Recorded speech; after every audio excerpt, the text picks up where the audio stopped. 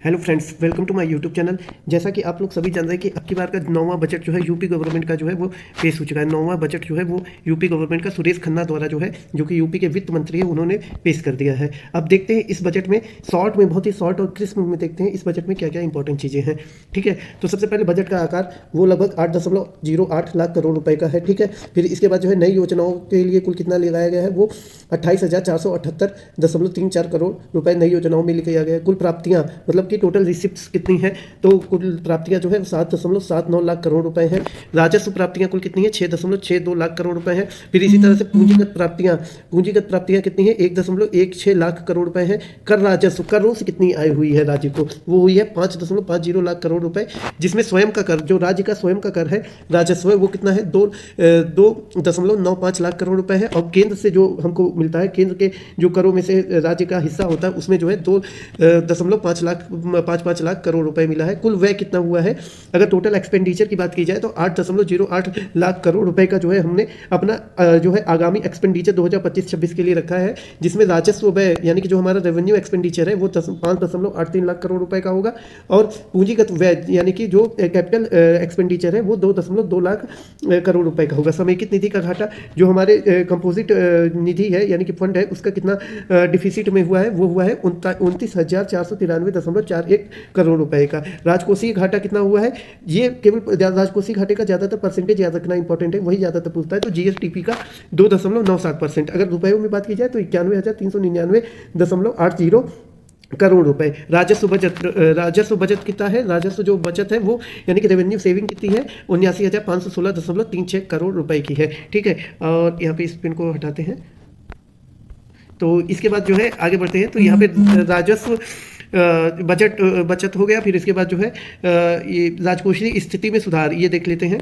जो राजकोषीय स्थिति में सुधार है, नीति आयोग की रिपोर्ट के अनुसार उत्तर प्रदेश की अग्रणी राज्य की श्रेणी में रखा गया है। ठीक है, यानी कि फ्रंट रनर की श्रेणी में रखा गया है यूपी को। ठीक है, फिजिकल हेल्थ इंडेक्स अगर देखा जाए यूपी का 2014 से 19 में 37.0 से बढ़कर कितना हो गया है, 2022 से 23 में 45.9 हो गया है। ठीक है, ये इंपॉर्टेंट चीज़ें हैं, ये एग्जाम में पूछ सकता है। ठीक है, स्वास्थ्य एवं परिवार कल्याण पर व्यय 2018-19 में 4.9% था, जो कि 2022-23 में कितना हो गया था, 6.5% हो गया। ये बहुत ही इंपॉर्टेंट चीज़ें हैं, ये डाटा आपसे पूछा जा सकता है आने वाले आरओ के एग्जाम में।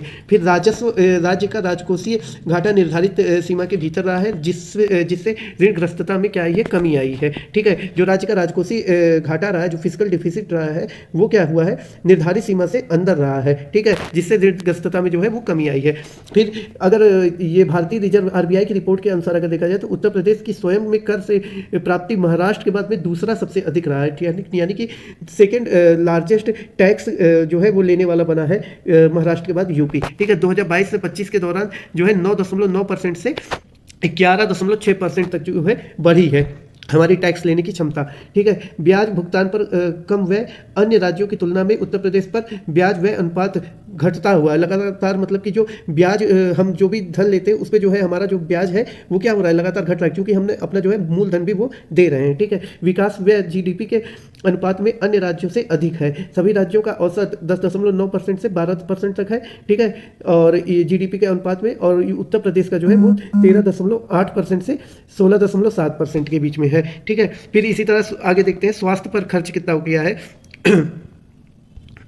तो यहाँ पे देखिए, स्वास्थ्य पर खर्च 2017 से 25 के दौरान राष्ट्रीय औसत से अधिक रहा है। ठीक है, और इसके बाद जो है आर्थिक विकास वृद्धि दर 2017 से 18 में उत्तर प्रदेश की अर्थव्यवस्था जो है 12.89 लाख करोड़ की थी, और 2024 से 25 में अनुमानित अर्थव्यवस्था उत्तर प्रदेश की जो है वो 27.51 लाख करोड़ रुपए, लगभग दोगुनी हो गई है। ठीक है, ये कंपेयर करके बता रहा है कि जब पिछली सरकार कितनी थी और अब की सरकार में कितनी हो गई है अनुमानित अर्थव्यवस्था। राज्य की जीडीपी अर्थवृद्धि दर 2023-24 में 11.6%, जो कि राष्ट्रीय औसत जो कि 9.6% से अधिक है। ठीक है, यानी कि राज्य की जो जीडीपी की वृद्धि दर है वो राष्ट्रीय औसत वृद्धि दर से क्या है, अधिक है। प्रति व्यक्ति आय अगर देखा जाए तो 2016-17 में 52,671 रुपए थी, 2019-20 में 65,660 रुपए थी, और 2023-24 में जो है वो 93,514 रुपए हो गई है। तो ये इंपॉर्टेंट चीज़ है। ठीक है, फिर इसके बाद अगर आगे देखा जाए आगे यहाँ पे देखा जाए कि आर्टिफिशियल इंटेलिजेंस नई योजनाओं में और भी क्या इनिशिएटिव लिए गए हैं यूपी के द्वारा।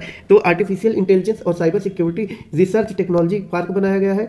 फिर विद्यालयों में आईसीटी लैब और स्मार्ट क्लास रूम और डिजिटल लाइब्रेरी की योजना चलाई गई है। विज्ञान और नवाचार के लिए साइंस सिटी और विज्ञान पार्क की स्थापना की जा रही है। नगर निकायों में 58 मुख्यालयों, ठीक है, 58 मुख्यालयों को आदर्श स्मार्ट सिटी बनाने की योजना चलाई जा रही है। ठीक है, फिर इसी तरह से श्रमिकों के लिए जिला मुख्यालयों में कामगार अड्डे, जो श्रमिक हैं हमारे उनके लिए जिला मुख्यालयों में कामगार अड्डे बनाए जाएंगे, जिसमें पानी का, शौचालय का, कैंटीन की इत्यादि की जो है वो सुविधा रहेगी। यही चीज़ जो है यहाँ पे इंग्लिश में दी गई है। तो यहाँ पे कुछ फैक्ट और भी इंग्लिश में एक्स्ट्रा लिखे हैं, तो वो हम देख लेते हैं। जैसे कि कभी कभी आपसे डायरेक्ट बजट का वो पूछ लेता है कि बजट कितने रुपए का है। ठीक है, तो अगर पूछा जाए तो ये है 808,736.06 करोड़ रुपए का। ठीक है, इसको ऐसे ही याद करिएगा, 808,736। ठीक है, 808,736 ऐसे याद कर लीजिएगा, 808,736.06 करोड़ रुपए का। अगर कैपिटल एक्सपेंडिचर किया जाए, टोटल बजट का कितना है, 20.5% है। ठीक है, अगर मेजर बजट एलोकेशन देखा जाए कि किसमें ज़्यादा पैसा दिया गया है, तो सबसे ज़्यादा अगर देखा जाए तो इंफ्रा के क्षेत्र में यूपी गवर्नमेंट काफ़ी ज़्यादा काम कर रही है, तो 22% इंफ्रा के क्षेत्र में दिया गया है।